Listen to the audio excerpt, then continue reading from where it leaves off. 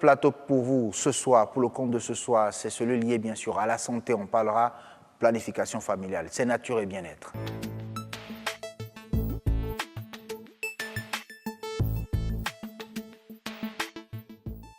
Ça parle planification aujourd'hui, planification familiale, bien évidemment, avec l'implication des jeunes ambassadeurs pour la planification familiale au Bénin. Nous allons déjà vous noter que le Bénin connaît en tout cas des avancées dans ce secteur. Il faut plus donc de sensibilisation également. On peut mieux faire tout simplement. Heureuse d'annoncer et son invité viendront sur le plateau. Confirmer ou infirmer, je verrai. En tout cas, ce sera une confirmation tout simplement. Suivons d'abord ce reportage signé Heureuse d'Anondé. Elle-même, elle est allée sur le terrain et elle nous parle bien sûr de planification familiale. Regardez. Les pays de l'Afrique, notamment francophones, sont marqués par une croissance continue de leur population. Au Bénin, le taux de croissance démographique moyen est de 3,5% l'an, soit 300 000 nouvelles personnes chaque année. Les Béninoises ont donc une abondance de la production, mais une mortalité en baisse progressive. Afin de contrôler cette augmentation rapide de la population, la planification familiale est un choix qui s'impose à tout foyer. Est l'une des méthodes disponibles aujourd'hui les plus efficientes pour sauver des vies et améliorer la santé de la femme et de l'enfant. Il y a un lien direct entre la capacité d'une femme à planifier sa famille, espacer ses grossesses et accoucher sans risque et sa capacité à s'instruire, travailler en dehors du foyer, soutenir sa famille et participer pleinement à la vie de sa communauté. Malgré les plans d'action budgétisés, ces méthodes contraceptives ne sont pas accessibles à tous. Au niveau régional, en moyenne, une femme sur 4 n'a pas accès aux utiles de contraception et l'on enregistre près de 998 décès pour 100 000 naissances vivantes, un chiffre trop élevé. Les taux élevés de morbidité et de mortalité ont également des conséquences économiques, entraînant dans la sous-région près de 5 milliards de dollars de pertes de productivité. Il y a effectivement lieu pour tous les acteurs que nous sommes de réfléchir sur cette question et de travailler le cas échéant à réduire les gaps existants. Face à la situation, la présente réunion est d'une importance capitale. Les représentants des pays du partenariat de Ouagadougou décident d'accélérer les actions afin de satisfaire tous les besoins de planification familiale non couverts, ceci avec le soutien des bailleurs de fonds. En ce qui concerne l'Organisation ouest-africaine de la santé, dans l'accomplissement de sa mission, elle a ces dernières années apporté des appuis multiformes aux États membres, surtout le financement des plans d'action de repositionnement de la planification familiale dans les États à hauteur de 8 milliards 500 millions de francs CFA. En tant que bailleur de fonds dans le secteur de la santé, le gouvernement des États-Unis et les autres partenaires s'engagent à ouvrir davantage pour une meilleure coordination avec ses pairs en ce qui concerne le soutien à apporter aux pays signataires du partenariat de Ouagadougou afin de contribuer à l'atteinte des objectifs de cette importante initiative. Et l'objectif commun aux 9 pays signataires du partenariat de Ouagadougou est d'atteindre 1 million de nouvelles utilisatrices de méthodes contraceptives à la fin de cette année. À quelques heures de l'échéance, les attentes ne sont pas comblées. L'Organisation ouest-africaine de la santé a donc signé un protocole d'entente avec l'unité de coordination du partenariat de Ouagadougou pour plus de synergie dans les actions et ainsi permettre au Bénin d'économiser 116 milliards de francs CFA. Et parlant de planification familiale, il y a des ambassadeurs qui s'en occupent au Bénin. Ils sont des jeunes ambassadeurs en plus. Ils sont représentés ici sur ce plateau par le président. Il s'agit de Romaric Buitonan. Bonsoir. Bonsoir. Merci d'accepter notre invitation. Merci à vous.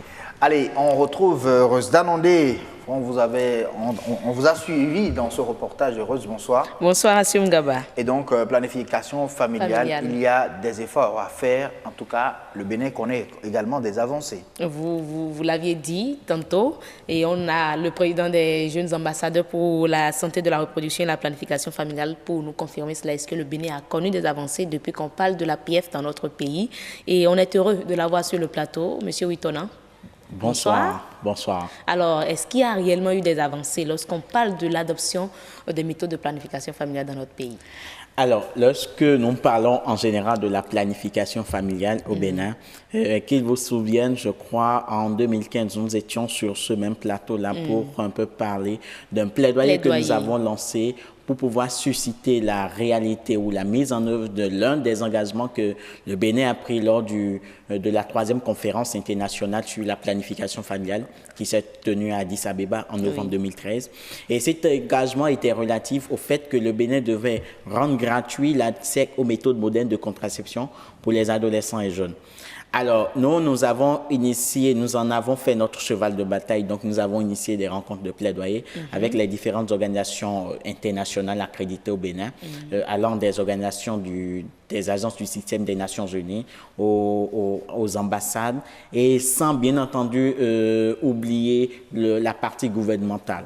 Et à l'issue de ces différentes rencontres de plaidoyer, il s'est fait que le Bénin aujourd'hui est fier de pouvoir dire que nous disposons aujourd'hui d'une politique de gratuité parce qu'une étude a été faite avec le soutien financier et technique de l'ambassade des Pays-Bas pour voir si, entre-temps, cette gratuité dont nous parlons, est-ce que c'est faisable? Donc, l'étude a été réalisée et, bien entendu, la faisabilité a été prouvée. Et juste que nous sommes actuellement à une étape où il faut que le chef de l'État puisse prendre un décret pour institutionnaliser cette gratuité. C'est bien mentionné blanc sur noir. Mais la pratique, ce n'est pas encore pratiqué, n'est-ce pas? La gratuité n'est pas encore... Il n'y a pas encore de tests qui régissent là. Exactement, il n'y a pas encore de tests qui régissent là. Donc, il faut dire entre parenthèses qu'avec le financement basé sur les résultats, il y a que dans certaines zones sanitaires, il y a en fait des offres gratuites qui se font. Mais là, le risque justement, vous savez, quand les partenaires mettent en œuvre un projet, lorsque le projet arrive à terme, voilà, il n'y a plus de pérennisation à ce niveau-là. Donc, il y a même, avec certaines organisations non gouvernementales, il y a des offres de services gratuits qui se font dans certains milieux, mais cela n'est pas tout à fait officiel et c'est juste basé sur des projets. Donc, le risque, justement, c'est que quand ces projets-là arriveront à terme, c'est que cette gratuité-là ne sera plus effective. Donc, il faut que l'État prenne le relais. Exactement, il faut que l'État prenne le relais. En fait, excusez, il faut oser l'avouer qu'il y a un certain manque d'engagement politique, vraiment prouvé, démontré, qui manque parce que ce plaidoyer, nous étions en train de le faire depuis et il faut dire également que l'État, entre autres, est une continuité normalement. Donc, il est question aujourd'hui qu'on puisse reprendre presque tout à zéro et aller à la rencontre des nouveaux dirigeants qui sont actuellement là pour pouvoir relancer cette question-là. Il faut aussi avouer entre parenthèses, bien entendu, qu'il y a le ministère de la Santé à travers la direction de la santé, la mère et de l'enfant qui fait quand même un travail formidable en ce sens et qui nous soutient les jeunes pour ce plaidoyer-là. Donc, il y a que le projet de décret est normalement élaboré et c'est encore dans les circuits. C'est encore dans les circuits. Mais là, si je comprends. Depuis quand? Depuis l'Ancien Régime. Et puisque le nouveau régime est là, je crois que ce décret a été toiletté, a été réintroduit dans le système. Bon, on connaît un peu la lourdeur administrative dans notre pays. Donc, actuellement, nous sommes sur le point de pouvoir relancer, en fait, ce plaidoyer-là. Et pour viser exceptionnellement l'autorité, le chef de l'État lui-même, à travers cette campagne que nous sommes en train de lancer. On va en venir tout à l'heure, mais vous avez donné un peu l'avis de ce qui se fait au niveau des autorités et tout. Il y a encore un manque d'une volonté politique au niveau national, mais au niveau des populations, de ceux-là qui sont concernés, surtout ces femmes-là, est-ce qu'il y a cette volonté d'adopter les méthodes contraceptives? Alors, la volonté, elle est là, mais elle est cachée. Elle est cachée pour plusieurs raisons. Vous savez que nous sommes dans un milieu où l'homme a plus d'autorité, presque toute l'autorité dans sa famille. Donc, du coup, avant que la femme n'aille aller se mettre sous une méthode de contraception... Elle demande l'avis du mari. Exactement. Et il y a assez de stéréotypes, il y a assez d'idées reçues. D'idées reçues, voilà, sur la question où on dit, voilà... Et selon vous, ces idées reçues, bon, c'est faux? Non, ce n'est pas que c'est tout à fait faux.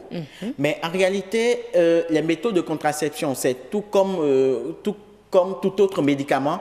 Lorsque vous n'arrivez pas à respecter les prescriptions, lorsque vous arrivez à faire une overdose, par exemple, du paracétamol, vous allez en avoir Un peu comme Naomi de l'autre côté dont on parle. Voilà, donc en fait, ce ne sont que des effets secondaires. Et lorsqu'il y a en fait ces effets secondaires, en fait, il faut dire également, permettez-moi d'ouvrir l'autre parenthèse, à savoir que dans la communauté, la planification familiale, les gens considèrent cela en fait comme voilà les pains qu'on distribue, parce que normalement, avant de se mettre sous une méthode, il faut faire ce qu'on appelle le counseling. Il faut aller dans un centre référé pour avoir des conseils. Exactement, et être en liaison avec un spécialiste de la chose. Donc, du coup, ce qui se passe beaucoup plus, c'est quoi? C'est que, parce que il y a l'autre dame à côté, ma voisine, qui a adopté telle méthode, voilà. Moi-même, je vais là-bas, je dis, voilà, c'est ça, je veux prendre. Et puis... Ça ne marche pas sur tout le monde. Exactement. Donc, il y a que chaque organisme, et ça ne répond pas à tous les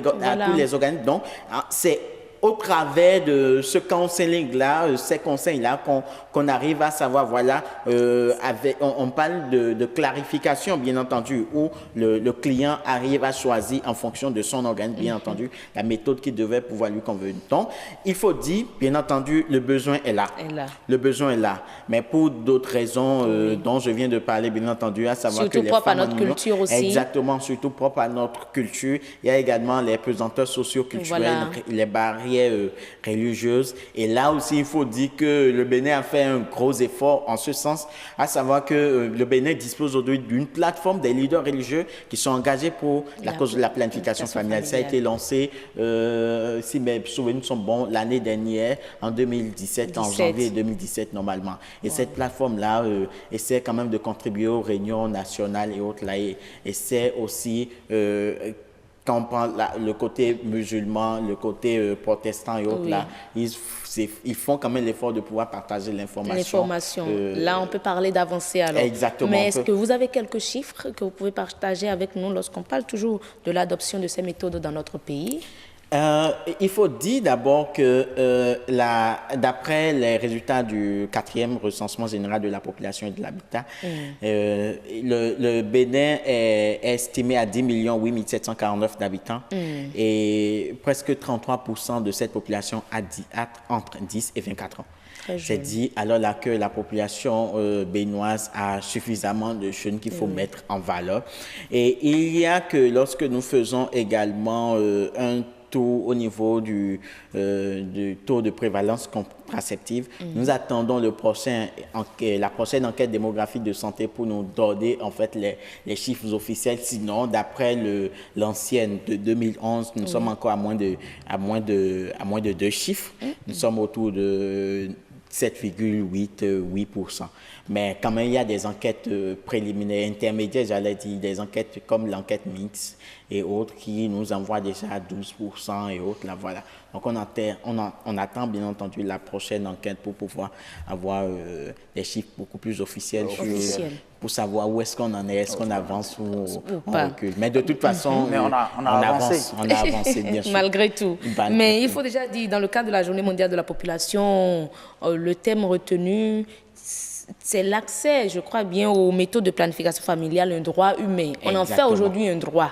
Oui. Un droit. Est-ce que, mais dans notre pays, les conditions sont réellement réunies pour que les populations puissent réclamer l'adoption d'une méthode contraceptive comme un droit? Exactement. Il faut dire honnêtement que toutes les conditions ne sont pas encore réunies pour pouvoir prétendre que voilà, au Bénin, l'accès aux méthodes modernes de contraception est un droit. Il nous faut encore faire plusieurs autres efforts, tels que la disponibilité des services. Par exemple, exactement. L'heure de la signature du décret a sonné, monsieur le chef de l'État. Exactement. Voilà, en fait, le titre de notre prochaine campagne que nous lançons même officiellement déjà. Donc, on souhaite rencontrer le chef de l'État lui-même en personne pour pouvoir aider ensemble la jeunesse à pouvoir mieux se porter. Parce que peu importe que nous parlions d'entrepreneuriat, que nous parlons d'investissement, etc., quand la jeunesse ne se porte pas bien, vous comprenez... C'est la santé d'abord. Exactement, la santé, tout à fait. Merci beaucoup à vous, Romaric Guitonan. Je rappelle que vous êtes le président des jeunes ambassadeurs pour la planification familiale. Merci, Rose Danondé. C'est moi. Pour le sujet et très bonne célébration à vous. Merci beaucoup. Un autre peut-être grand rendez-vous pour parler plus amplement de ce plaidoyer-là. L'heure a sonné, l'heure de la signature du décret a sonné. Exactement, nous restons disponibles. L'heure a sonné, vraiment. On va sonner l'heure avec vous. Merci beaucoup. Merci beaucoup. C'est 2024.